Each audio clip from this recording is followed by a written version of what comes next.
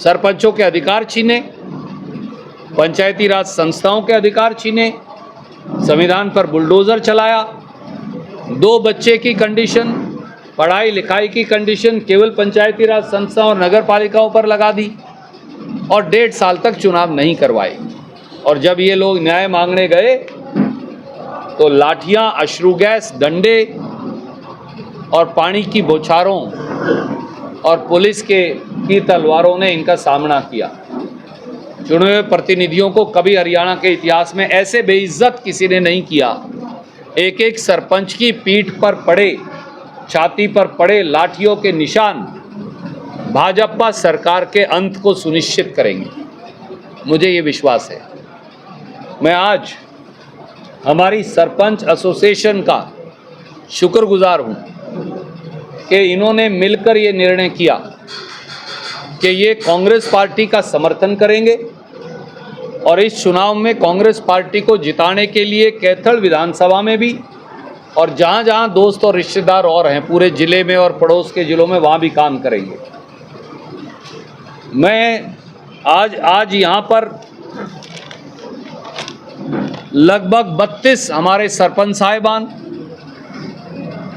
और 6 से 7 मेंबर पंचायत जो आए हैं, मैंने उन्हें कहा आप हमारे बराबर हो, आप कम नहीं हो हमसे, आप भी यहाँ बैठिए।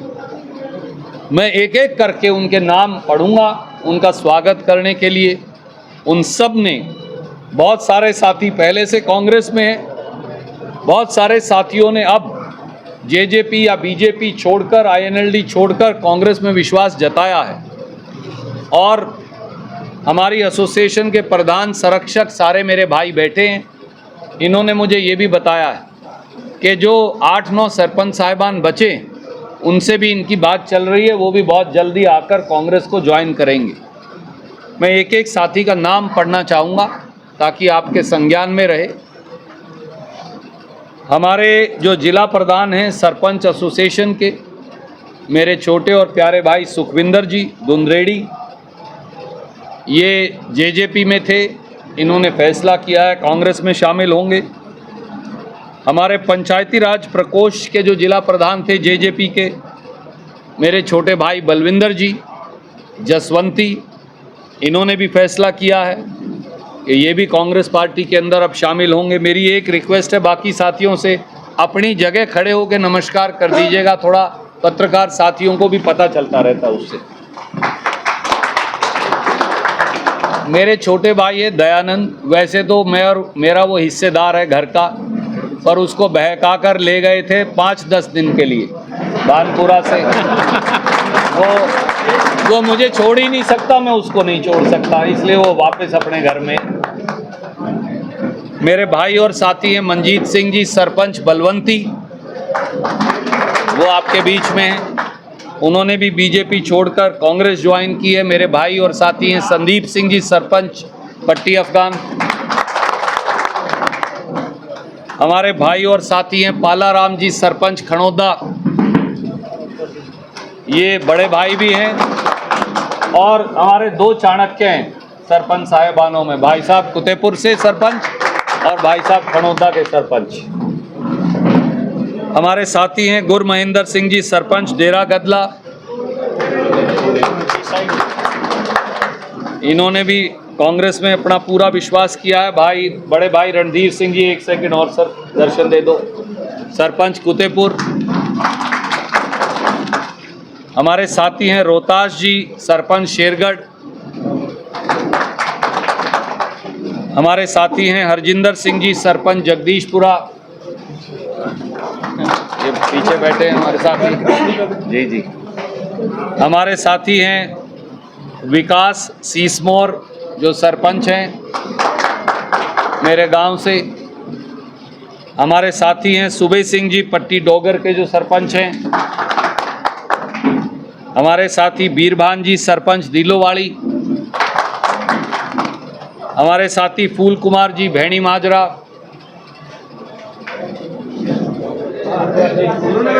उधर बैठ गए, आगे आ जा भाई, इस तरफ आ जा फूल कुमार जी। और एक मेरे साथी आकर गए हैं, उनको कहीं जाना पड़ गया था, मैंने आपका नाम मैं बोल दूंगा, वो उनको कोई काम था ऐसा पारिवारिक। ओम प्रकाश जी सरपंच पट्टी खोल, वो अभी आके गए।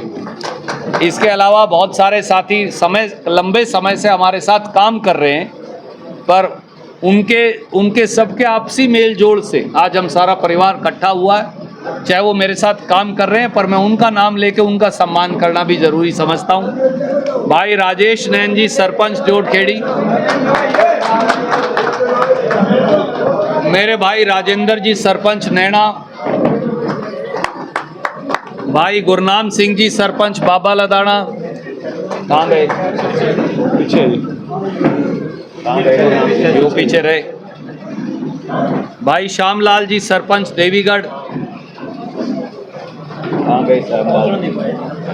भाई करमवीर जी सरपंच ग्योंग, कहाँ गए करमवीर जी? भाई सोमनाथ जी सरपंच सिलाखेड़ा, भाई तरसेम जी सरपंच मालखेड़ी, भाई राजकुमार फौजी जी हमारे सरपंच बागो माजरी, भाई देविंदर जी सरपंच कुलतारण, कहाँ खड़ा है जी? हाँ तो सही, मैंने वही कहा। भाई गुरदेव सिंह जी सरपंच पुराना,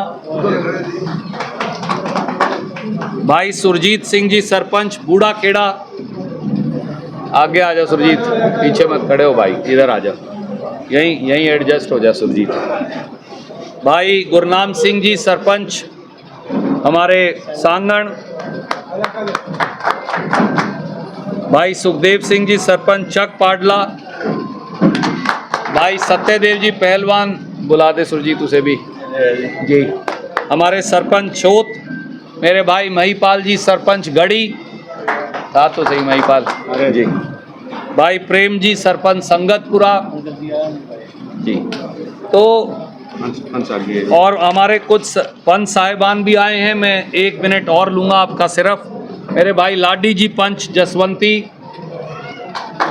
भाई नरेंद्र जी पंच जसवंती, भाई अमित जी कश्यप पंच बलवंती हो रहे जी, भाई बीरभान जी प्रजापति पंच बलवंती, भाई सुनील कुमार जी हमारे मेंबर पंच पट्टी अफगान जी, बिल्कुल हाँ, ये जोड़ा है जी हमारा जी जी, बिल्कुल। एक ललित है जी, भाई हमारे भाई ललित भाई मेंबर साहब पट्टी अफगान, और भाई गुरप्रीत पट्टी अफगान मेंबर जी। तो ये है जी। तो मैं आपसे बोल चूक माफ, अगर फिर भी किसी साथी का नाम रह गया हो तो मैं क्षमा चाहूँगा। इस प्रकार से ये हमारे 32 सरपंच साहिबान साथी, उन्होंने ये फैसला किया। बहुत सारे साथी पहले काम कर रहे थे, बहुत सारे साथी जो बहुमत जो बीजेपी में थे, कुछ साथी जेजेपी में थे, 3-4, सब ने ये निर्णय किया कि हम इकट्ठे मिलकर इस इलाके की बहबूदी, कैथल के विकास और तरक्की के लिए काम करेंगे। मैं आप सबका, उन सारे साथियों का भी जो मेरे साथ काम कर रहे थे, हमारी सरपंच एसोसिएशन के हमारे प्रधान जी का, हमारी जिला जो जेजेपी की पंचायत प्रकोष्ठ के अध्यक्ष हैं प्रधान जी का, और सब साथियों का हृदय की गहराइयों से शुक्रगुजार हूँ। मैं भाई साहब और भाई साहब को छोड़ के उम्र में सारे सरपंच साहिबान से बड़ा हूँ, फौजी साहब से भी उम्र में बड़ा हूँ शायद जी। तो मैं आपको ये कह सकता हूँ दोनों बड़े भाइयों और बाकी सारे छोटे भाइयों की ओर से कि जिस प्रकार से 10 साल कांग्रेस पार्टी के कार्यकाल में सरपंच साहिबान के सहयोग से, उनके तत्वाधान और नेतृत्व में हमने कार्य किया, हम गांवों का और ज़्यादा डबल स्पीड से तरक्की करेंगे और पूरे कैथल जिले के अंदर चारों हलकों में आप लोगों के सहयोग से कैथल विधानसभा सहित कांग्रेस पार्टी के चारों विधायक बनाकर लाएंगे, ऐसा हमें विश्वास है। क्योंकि हमारे ग्राम पंचायत संस्थाओं ने अब करवट ले ली, जो बाकी के हमारे गांव हैं उनके सब साथियों को भी आपके समक्ष बहुत जल्दी हम लेकर आएंगे। नगर पालिका के भी बहुत सारे और साथी जो हैं वो भी बहुत जल्दी कांग्रेस पार्टी में शामिल होंगे। कई बड़े बड़े और नेता भी कांग्रेस पार्टी के अंदर आज शामिल होंगे। बीजेपी के आज और कई जिला पदाधिकारी आज कांग्रेस में शामिल होंगे। दोपहर बाद फिर आपको हम तकलीफ देंगे, उन्हीं के यहाँ बुलाएंगे एक बार 5 मिनट के लिए। तो ये लग रहा है, ये साफ है कि जिस प्रकार से इकट्ठा होकर इलाके ने, देखिए ये लोग, ये सारे मेरे भाई कांग्रेस में नहीं शामिल हो रहे, ये इस इलाके के एक मुश्त इकट्ठा होने की आवाज़ है, ये इस इलाके की एक मुट्ठी बनने की आवाज़ है, ये इस इलाके में विकास और तरक्की का बोलबाला हो और मेरी तो चल्दी कोनी सरकार का अंत हो, ये उसका बोलबाला है। यहाँ 4 विधायकगण हैं, हमारे साथी हैं, मैं उनका सम्मान करता हूँ, पर चारों के पास जब जाते हैं लोग तो यहाँ मैं इसलिए इनका नाम रख दिया है कैथल में, यहाँ मेरी तो चल्दी कोनी सरकार है। हमने मेरी तो चल्दी कोनी सरकार को बदल कर कैथल की चाले से सरकार बनानी है। हमने सारे साथियों ने, सारे भाइयों ने ये निर्णय किया है ताकि कैथल के लोग ही कैथल के विकास और तरक्की के मालिक हों। आप सब यहाँ आए, मैं आपका भी बहुत बहुत, पत्रकार साथियों का जिनका निरंतर प्यार और सहयोग हमें मिल रहा है, मैं आप सबका भी बहुत बहुत शुक्रगुजार हूँ। और मैं मेरे सारे सरपंच साहिबान साथियों का, मेंबर पंच साथियों का, जिन्होंने कांग्रेस पार्टी को समर्थन दिया और जो कांग्रेस पार्टी को मजबूत करने में पहले से ही लगे खड़े हैं, मैं उन सब का भी एक बार फिर हृदय की गहराइयों से स्वागत करता हूँ। राजीव गांधी जी ने संविधान के 73वें और 74वें संशोधन किए करके पंचायती राज संस्थाओं की, नगर परिषद, नगर पालिकाओं और नगर कॉरपोरेशंस की नींव रखी थी। पंचायती राज संस्थाओं को, नगर पालिकाओं, नगर परिषद और कॉरपोरेशंस को, जिला परिषद और पंचायत समितियों को राजीव गांधी जी और कांग्रेस पार्टी ने एमएलए और एमपी के बराबर लाकर खड़ा किया था। पहले पंचायतें और नगर पालिकाएं प्रांतों के द्वारा बनाए गए कानून से बनती थी, अब हिंदुस्तान के संविधान से बनती है। हिंदुस्तान के संविधान में किए गए 73वें और 74वें संशोधन के बाद पंचायती राज संस्थाएं और नगर, जो हमारी परिषद या नगर पालिकाएं हैं, ये सब की सब संविधान का, भारत के संविधान का एक अभिन्न अंग है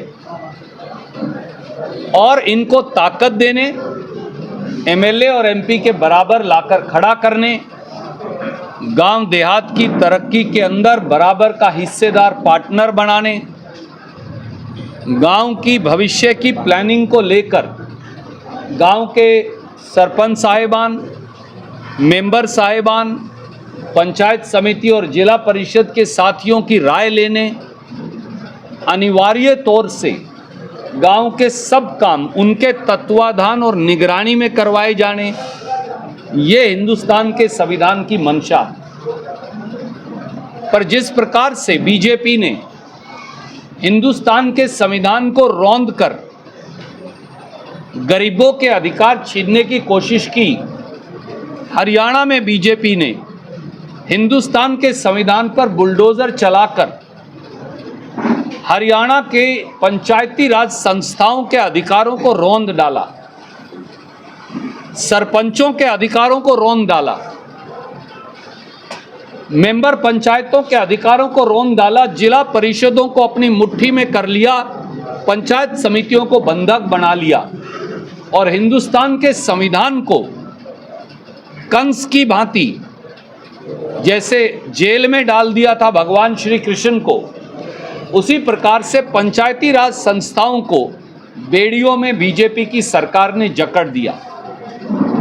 और जब कृष्ण रूपी पंचायती राज संस्थाएं न्याय मांगने गई, जब सरपंच और मेंबर पंचायत न्याय मांगने चंडीगढ़ के दरवाजे पर दस्तखत देने गए तो दौड़ा दौड़ाकर हरियाणा के सरपंचों को पीटा,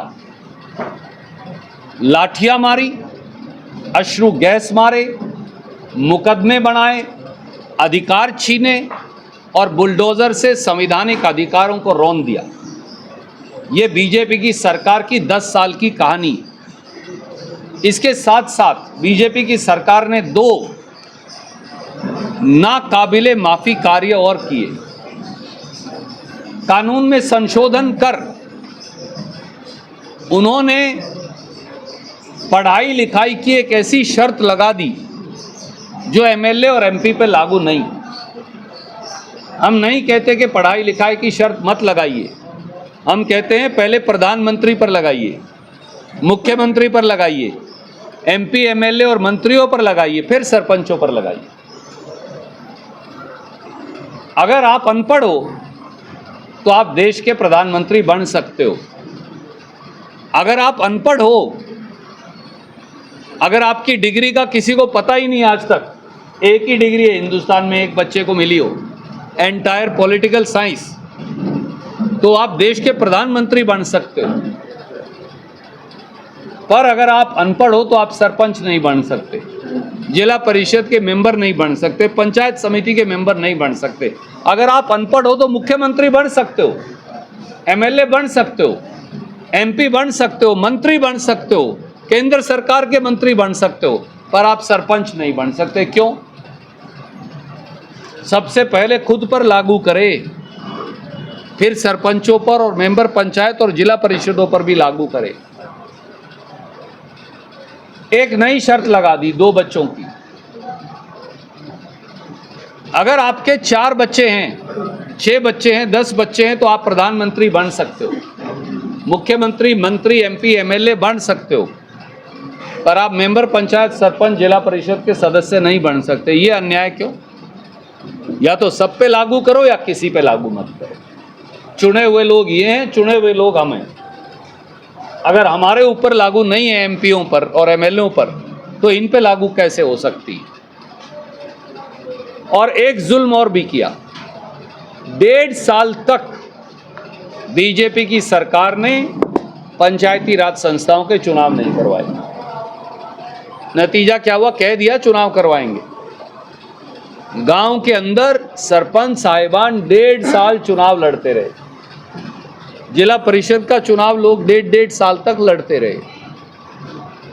आप खुद के लिए तो 25 दिन की लिमिट रखते हो। मैं तो जी 25 दिन से ज़्यादा की कैंपेनिंग कर नहीं सकता, थक जाऊंगा, खर्चा हो जाएगा। तो फिर सरपंच 1.5 साल तक क्यों लड़े भैया? और उन 1.5 सालों में जो पैसा पंचायत के थ्रू लगना चाहिए था, बीजेपी के नेताओं ने अफसरों के साथ मिलकर घालमेल किया और हजारों करोड़, अगर सैकड़ों करोड़ कह रहा हूं, 1000 करोड़ का भी घोटाला हो तो अचंभा मत मानिएगा। जो चुने हुए प्रतिनिधियों को गांव की तरक्की पर पैसा खर्चना चाहिए था, वो अधिकारियों और बीजेपी के पिछलग्गू नेताओं ने खर्च किया। ये 3 पाप और बीजेपी ने किए। आप कोई भी सवाल पूछना चाहें, आपका स्वागत। चुनाव की तारीख में बदलाव हुआ है, 5 तारीख चुनाव जो है वो कर दिए हैं। आदरणीय साथी, ये थोड़ा बहुत 3-4 दिन से कुछ फर्क नहीं पड़ता। मैंने पहले भी कहा था, बीजेपी रो रही है। आपने कभी ये देखा है कि जब खेल खेलते थे हम स्कूल में, बच्चे थे, तो कोई बच्चा होता उसके बगैर गिरे रोने लग जाता। मेरे तो जी धक्का मार दिया, चोट लगी, रो, उसको बोलते थे रोंडी पीटने वाला बच्चा। ये बीजेपी वैसा ही बच्चा है, उससे खेल हो नहीं रहा और वो रोंडी पीटने की कोशिश कर रही है। पर हरियाणा के लोगों ने फैसला किया हुआ है, मैं आपको फिर दोहराता हूँ, पहले कोई मानता नहीं था इस बात को, आज सब मानने लगे। बीजेपी की सिंगल डिजिट में सीट आएंगी, ये मेरी बात याद रखिएगा। वो जितना आगे ले जाएंगे उतना उनकी सीटें कम होंगी, क्योंकि लोग पक्का मन बना चुके हैं और ये लोग ही भगवान हैं। हरियाणा के जो सीएम है वो नॉन स्टॉप का नारा लेकर चल रहे हैं, क्या कितने सहमत है नॉन स्टॉप? देखिए, यहाँ नॉन स्टॉप भ्रष्टाचार 10 साल से है, नॉन स्टॉप बेरोजगारी 10 साल से है, नॉन स्टॉप भाई भतीजावाद 10 साल से है, नॉन स्टॉप जो है बेजारी 10 साल से है, नॉन स्टॉप किसानों पर अत्याचार 10 साल से है, नॉन स्टॉप पंचायती राज संस्थाओं पर पड़ती मार 10 साल से है, नॉन स्टॉप महिलाओं पर होता अनाचार 10 साल से है। नॉन स्टॉप बेरोजगारी की जवानों पर, युवाओं पर पड़ती मार 10 साल से है। नॉन स्टॉप बीजेपी की हार भी अब 10 साल के बाद होने वाली है और फिर नॉन स्टॉप ही रहेगी। करनाल और लाडवा को लेकर भड़ोली और मुख्यमंत्री में तालमेल नहीं बन पा रहा, क्या सीट को लेकर? आदरणीय साथी, ये वैसे तो उनकी पार्टी का मामला है, मैं कभी दूसरी पार्टी में दखलंदाजी करना उचित नहीं समझता, पर ये दिखा रहा है कि वहाँ जूतों में दाढ़ बंट रही है बीजेपी में। उनके सब लोग एक दूसरे से लड़ रहे हैं और सीट के लिए मारे मारे घूम रहे हैं। माफ कीजिए, मैं कैथल विधानसभा से चुनाव लड़ता हूँ। जो व्यक्ति मुख्यमंत्री बन गया वो अपने हलके से चुनाव नहीं लड़ना चाहता। क्यों साहब? मैं तो कोई नहीं पूछने वाला, मेरी क्या हैसियत है, पर मैं एक हरियाणा के नागरिक पे तौर पे आपसे, आपके दर्शकों और पाठकों को कहता हूँ, भाई जिस आदमी को अपने हलके से डर लगता है, नारायणगढ़ से चंगा काम किया होता तो हलके वाले बनाते। रणदीप को भी कोई कह देता आप जी फलां जगह जाओ, फलां जगह जाओ, मैं सबका हाथ जोड़ के धन्यवाद करता हूँ, किसी का तिरस्कार नहीं करता। मैं सारे उन हलके वालों को कहता हूँ भाई साहब आपका बड़ी मेहरबानी है, मैं सिर झुका के आपका शुक्रगुजार हूँ। आप कांग्रेस के आदमी को बना दियो, मैं तो मेरे यहीं ठीक हूँ, अच्छा माड़ा जैसा भी हूँ, ओढ़ना बिछाने का काम जैसा भी है, गुस्सा होने और प्रेम करने का काम जैसा भी है, मैं यहीं खुश हूँ। जो आदमी ने अपने हलके में काम किया होता है वो अपने हलके में रहता है, भागता नहीं छोड़ता। रणदीप जी, मुख्यमंत्री नायब सैनी ने कहा कि 24,000 युवाओं को पहले मैं ज्वाइनिंग दूंगा, उसके बाद सत्ता बर्बाद में। सर 10 साल से किसने स्टे दे रखा था उनको ज्वाइनिंग देने पे? 10 साल में सर 3,650 दिन होते हैं। आदरणीय नायब सिंह जी, आप यहीं थे, आप मंत्री भी थे, आप बीजेपी के प्रदेश अध्यक्ष भी थे, आप पे किसने स्टे लगा रखा था? आप क्यों बच्चों को मीठी गोली दे रहे हैं? जैसे हरियाणा में मेरे बुजुर्गवार कहते हैं, आपकी लॉलीपॉप और मीठी गोली में हरियाणा के नौजवान आने वाले नहीं, सबको पता है। भाजपा की विदाई हो चुकी है, लोगों ने मोहर लगानी है बटन दबाकर बस। सर नायब सैनी का कहना है कि अभी उनकी सरकार में किसानों के ऊपर कोई गोली नहीं चली और दलितों पर कोई अत्याचार नहीं हुआ। हाँ, शायद सूरज भी पश्चिम से निकलता है, शायद हम पृथ्वी पर नहीं है, चांद के ऊपर ये पत्रकार वार्ता कर रहे हैं, शायद चुनाव जो है वो जुपिटर पे होने वाला है, शायद उसकी वोटों की गिनती समुंदर के धरातल पे होएगी। ये सब बातें भी कह सकते हैं कल को नायब सिंह जी, तो अब ये उन्हीं को मुबारक। माफ कीजिए, हरियाणा की आत्मा लहूलुहान है। दुर्भाग्य यही है हमारा कि हमने ऐसे लोगों के हाथ में सत्ता दे दी जिनके हाथ 750 शहीद किसानों के खून से सने, जिन्होंने गोलियां भी चलवाई, लाठियां भी चलवाई, अश्रु गैस भी चलवाई, जिन्होंने डेरे के अनुयायियों तक को नहीं छोड़ा, वो चाहे बाबा रामपाल के अनुयायी हों, चाहे वो डेरा सच्चा सौदा की हमारी बहनें और दूसरे अनुयायी हों। पता नहीं कितने मारे, पता नहीं कितने दौड़ा दौड़ा कर पीटे। काश नायब सिंह सैनी जी पंचकुला जाकर जब सच्चा सौदा की हमारी बहनों के ऊपर लाठियां चला रही थी बीजेपी, अगर जुतियों के जोड़े गिन लेते ना तो 2 लाख से ज़्यादा तो जुतियों के जोड़े जो हैं पंचकुला की सड़कों पर थे। मेरा तो वहाँ घर भी है 1978 से। मैं इसलिए आपको ये बात बताई, काश वो हरियाणा के उन नौजवानों की लाशों को गिन लेते। 19 बच्चे तो हमारे जिले के मर चुके। हरियाणा का 400-500 बच्चा मर गया डोंकी में जो गया हुआ है। नायब सिंह जी, आप तो उनकी डेड बॉडी लाने में फेल हैं। जाकर बंदराना पूछ लीजिए, सबसे ताजा उदाहरण है जो आपने कवर भी किया। दुर्भाग्य से ये लोग अहंकार की पट्टी लगाए बैठे हुए हैं, इनको लोगों की तकलीफ नजर नहीं आती। धन्यवाद।